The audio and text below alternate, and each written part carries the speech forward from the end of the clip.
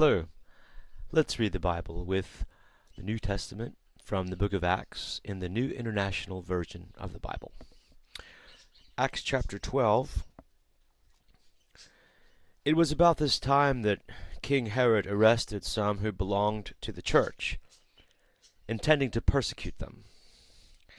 He had James, the brother of John, put to death with the sword. When he saw that this pleased the Jews, he proceeded to seize Peter also. This happened during the Feast of Unleavened Bread. After arresting him, he put him in prison, handed him over to be guarded by 4 squads of 4 soldiers each. Herod intended to bring him out for public trial after the Passover.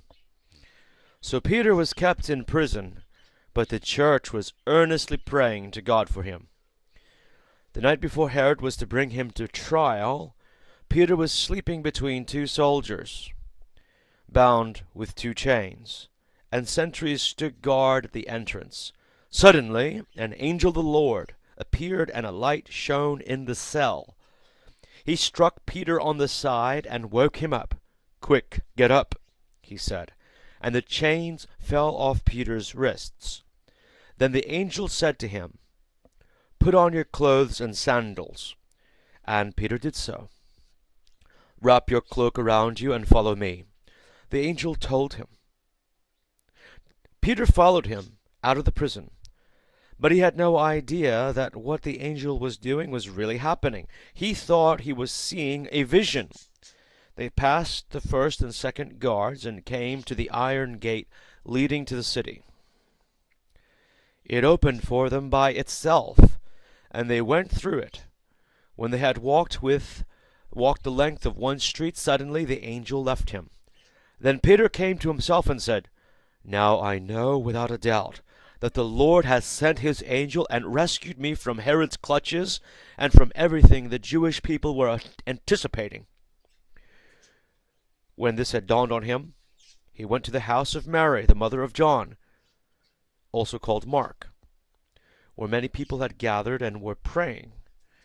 Peter knocked at the outer entrance, and a servant girl named Rhoda came to answer the door.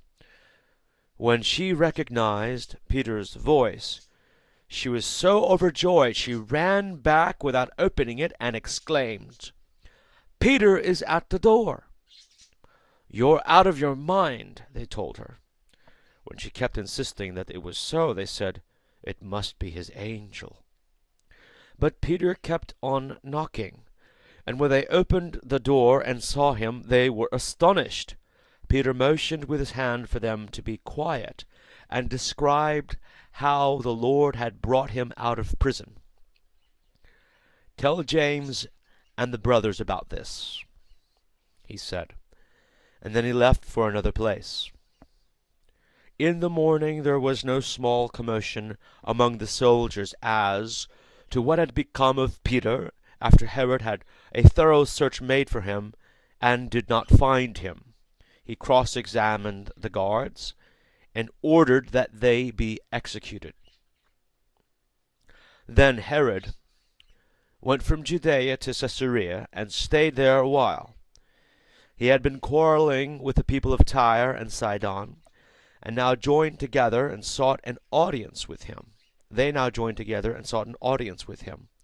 Having secured the support of Blastus, a trusted personal servant of the king, they asked for peace, because they depended on the king's country for their food supply. On the appointed day, Herod, wearing his royal robes, sat on his throne and delivered a public address to the people. They shouted, "This is the voice of a god and not of a man." Immediately, because Herod did not give praise to God,